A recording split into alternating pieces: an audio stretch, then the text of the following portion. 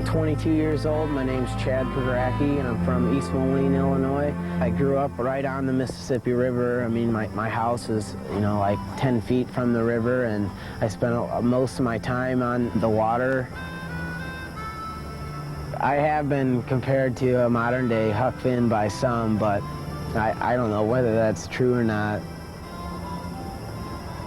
Because I was living on the islands for the last 6 years as a commercial mussel diver, I saw trash and I was tired of living around trash, camping out. All the beaches were totally trash. Nobody was coming out to pick them up. So I thought, well, if I don't do it, who's going to? And this is the Mississippi, the largest river in the nation. In my opinion, the most valuable resource our nation has to offer.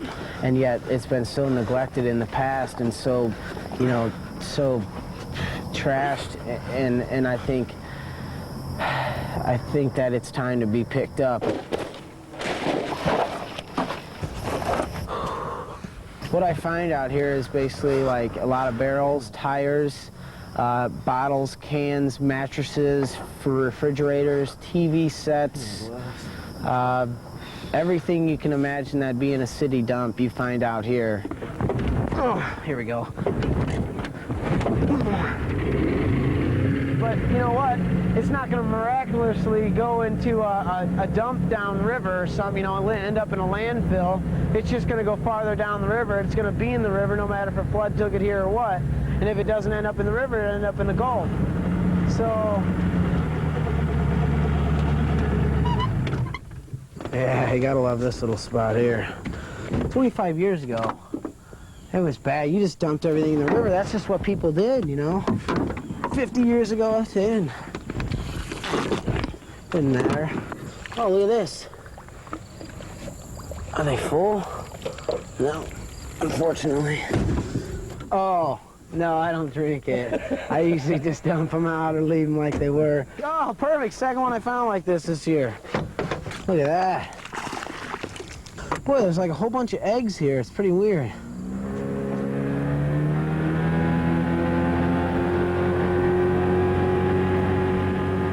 We're right below the Quad Cities, and yeah! There's a barrel pile, probably like 50, 60 years old, and there's probably like 30 barrels here. It doesn't take me long to fill the boat, really. Pretty heavy barrel. What?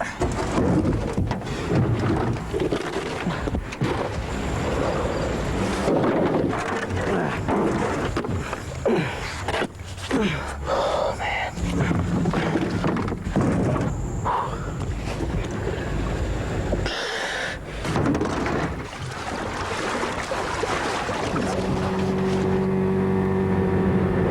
So I had to figure out a way to get the money to get paid because I can't come out here and spend my own money and use my own boat and rig. It costs a lot. I've been able to do it because of Alcoa. They gave me an $8,400 grant to come out here, and that paid for all my gas, my food, my expenses, whether it be props, fixing my motor. I blew one motor up already, and if it wasn't for Alcoa, I wouldn't be right here, and the shores would still be just as dirty as when I started. And I picked over probably estimated 30,000 pounds of trash, 92 barrels, 156 tires, so the shores would just be the same as they were. The city of Rock Island let me put these dumpsters here, and then I can make 2-3 boatloads a day if I want.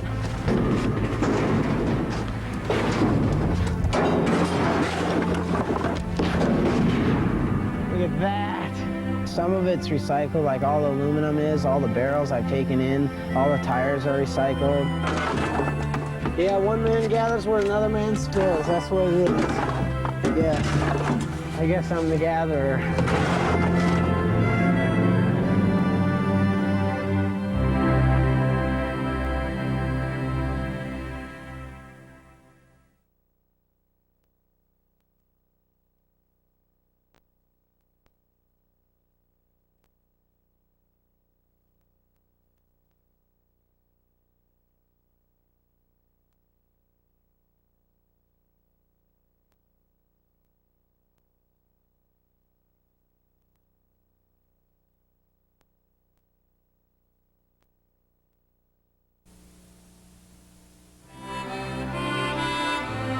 Ready? 1, 2, 3. Here we go. Yeah! My name is Chad Pagracki, and I've been cleaning up the Mississippi River for the last 3.5 years. Oh, man. It's a job that needs to be done, and nobody else was doing it, and just wanted to go out there and not talk about it, just do it.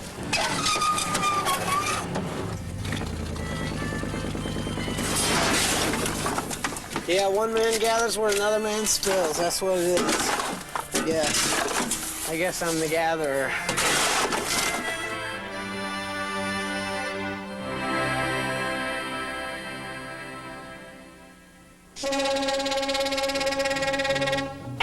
I got the GPS running. We'll see what difference it makes. It's called the Mississippi River Beautification and Restoration Project. Half right. It started in 1997, and it just started in my little skiff, just picking up barrels and everything I saw that I didn't like, and it's coming right along. It's moving right along.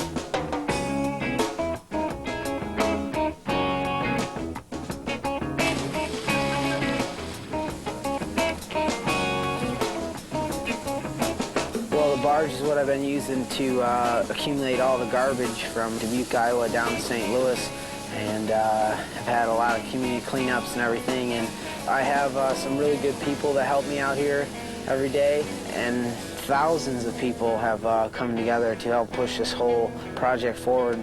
So I'm not alone by all means now. We're on the Mississippi River, right on the St. Louis Arch, right on the riverfront, having a big cleanup today. It's going to be a really good deal. We're going to take people out on the river and clean up right here on the riverfront, and you know, have a little kind of an ending of the Mississippi cleanup for this year. Everybody wave!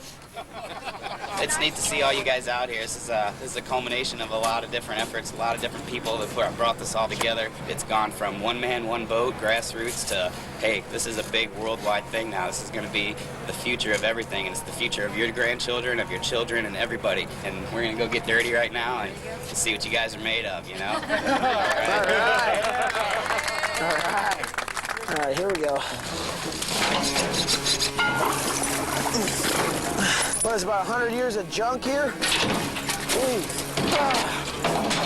We pull all sorts of things off the shore. We've pulled over 1,000 barrels, over 200 refrigerators, enough styrofoam to fill 2 football fields a foot thick, boats, canoes, lots of propane tanks, trucks, vans, lots of TV sets, microwaves, lots and lots of tires, anywhere from little donut tires up to huge earth-moving tires, everything. There's just lots of stuff out there. Oh my God! 1, 2, 3. I work for Anheuser-Busch, and it's one thing, I guess, to be able to say that your company's taking an environmental stance, but it's another thing to come see your senior director and your directors and your managers picking up trash on the Mississippi River. The energy at a community cleanup is so high, and everybody's having a great time. And once they come back, everybody talks about what they got, and, you know, they've put a piece of garbage on this barge, and they feel good about that. We're almost done. Hey, Rod, is there more of this stuff over there? I work with, you know, some of the biggest corporations in the world, Honda Marine and Anheuser-Busch and Alcoa Foundation and Caterpillar and Waste Management and Enron and on and on. So, you know, everybody's really supportive, and I couldn't do it without money, you know, because it's a much bigger, more expensive operation, but the results are a lot bigger, too. We need to rotate the boats to the port side. This afternoon, we're headed up to Alton, Illinois, and we're going to a barge unloading facility. 90% of the stuff will be recycled, so it should take about 3 or 4 days. Hard right.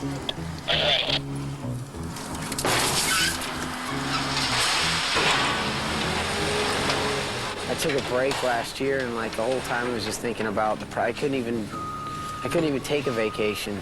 You know, I'm just like, I'm living life, this part of my life, and you know, I don't think of it even as work, even though it is. I mean, it's totally tons and tons of work, but it's just like, I'm really liking what I'm doing. So starting next week, I'll be in Cairo, Illinois. I'll be headed up the Ohio River, doing a 981-mile stretch.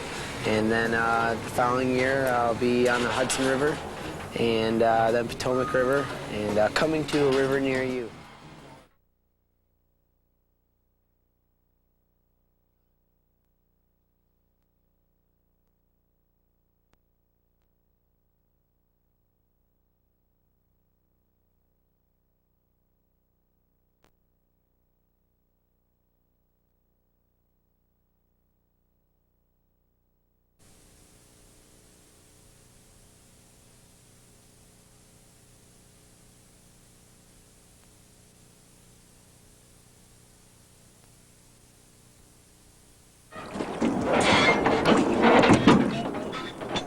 Okay, what we're going to do first, we're going to kind of go down the river, sort of an armada. He barely stands out in a crowd. We'll all go down, work as a team. We'll clean it all up. It's a pretty trashed area. But what Chad Pergracki lacks in stature, he more than makes up for with big dreams.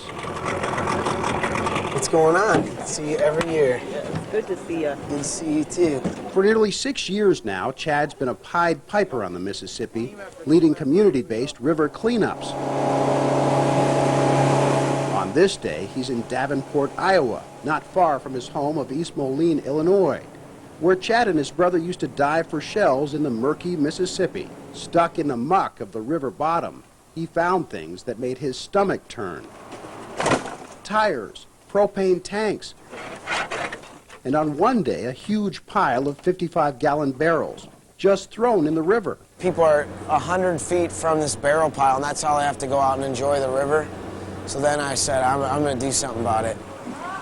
At age 21, Chad decided if no one else would clean up the Mississippi, he would. One man, more than 2,300 miles of river. His mother had doubts. You decide to take on the Mississippi River and you make it happen. I don't know anyone that age that can pull that off.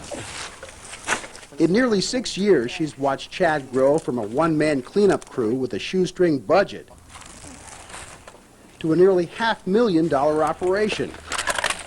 Corporations now sponsor his nonprofit environmental group. I never even thought of this thing starting out as an environmental project or anything. I just looked at it like, I don't like seeing that barrel pile there. I don't like seeing all these refrigerators and tires laying around, you know, thousands of them in the area I was at.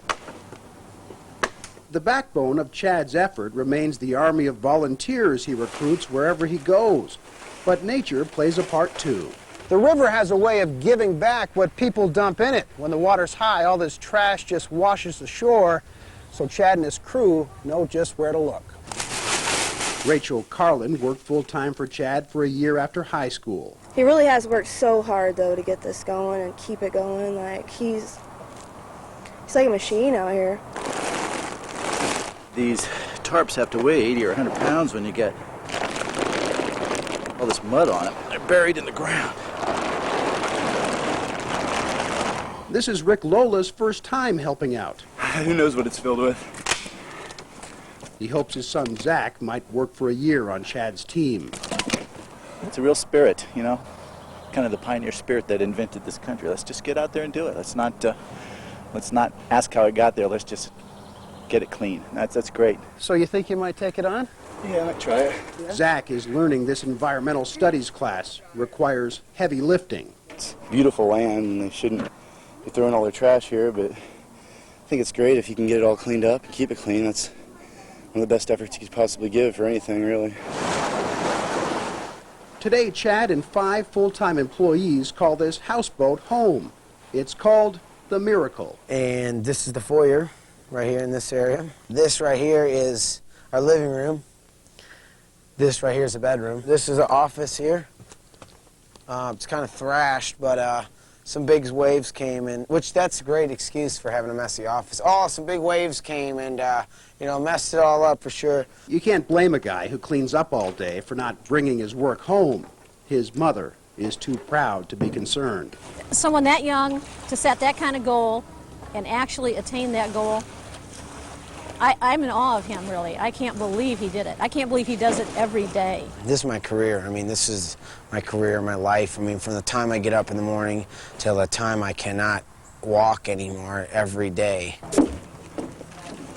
The next time someone complains to you about young people today lacking work ethic, If you could put tires on one side, garbage bags on one. you do well to send them to the river's edge, where an impossible dream comes true. One bottle, one boatload at a time.